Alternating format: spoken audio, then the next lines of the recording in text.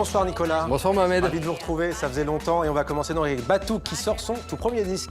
Batouk, retenez bien ce nom, on devrait beaucoup en entendre parler ces prochains mois. Musica des Terras, c'est le nom du premier album de ce collectif qui nous vient donc d'Afrique du Sud.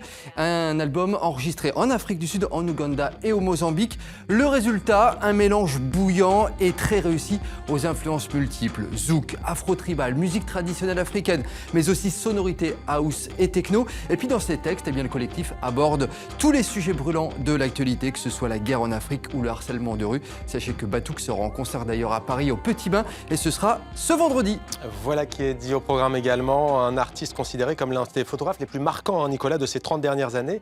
Une exposition lui est consacrée à Paris, un hommage au photographe belge Marc Lagrange qui nous a quittés il y a quelques mois, c'était fin 2015. Fin 2015, exactement. Marc Lagrange, originaire d'Anvers en Belgique, digne héritier d'Irving Penn ou encore d'Helmut Newton. Il était surtout connu et reconnu pour ses portraits et ses nus féminins comme autant d'hommages à la beauté et à la sensualité des femmes.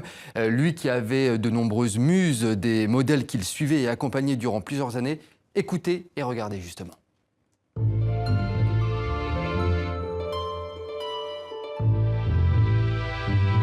Souvent, c'était des jeunes mannequins, des fois en début de carrière, même pour certaines, c'est lui qui les a aidés à grandir dans le métier.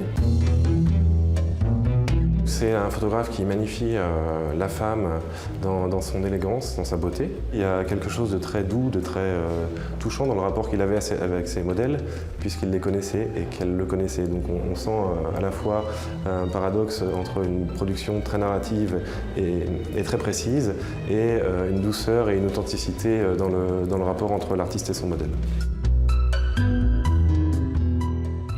Très belle exposition. Les photos, vous l'avez vu, sont vraiment magnifiques.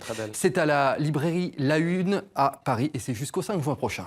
Et comme chaque soir, Nicolas, on prend la direction du Festival de Cannes, 6e jour. Et oui, déjà, ça passe avec ce lundi l'entrée en compétition de 2 films américains. Avec tout d'abord le retour sur la croisette de Jeff Nichols. Lui qui avait remporté, souvenez-vous, le prix de la semaine de la critique. C'était en 2011 pour Take Shelter. Il revient cette fois avec son 5e long métrage, Loving. Il nous raconte le combat d'un couple mixte pour faire reconnaître son mariage dans l'Amérique ségrégationniste des années 50. Dans les rôles principaux, l'Australien Joel Edgerton et l'Irlandaise Ruth Negga.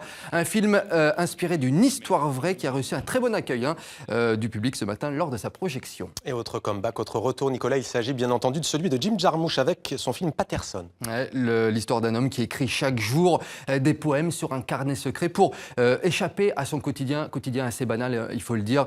C'est Adam Driver qui a joué dans Star Wars, qui campe le personnage principal. Un film qui a séduit les festivaliers lors de sa projection ce matin par sa simplicité et par sa poésie. Et selon certains, eh bien, ce film aurait l'envergure d'une palme d'or. Rien que ça, je vous propose justement de regarder la bande-annonce tout de suite. Another one.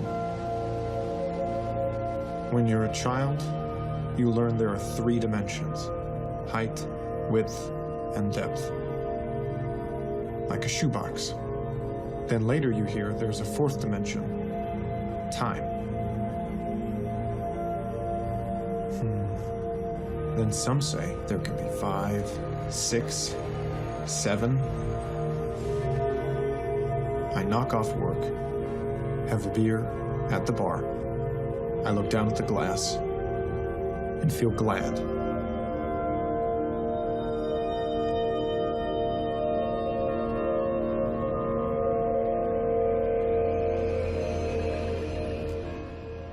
Voilà, Patterson de Jim Jarmusch qui pourrait donc créer la surprise lors de ce festival de Cannes. On verra ça dans quelques jours. C'était Demander le programme. Merci Nicolas pour cette chronique culture. À demain Nicolas.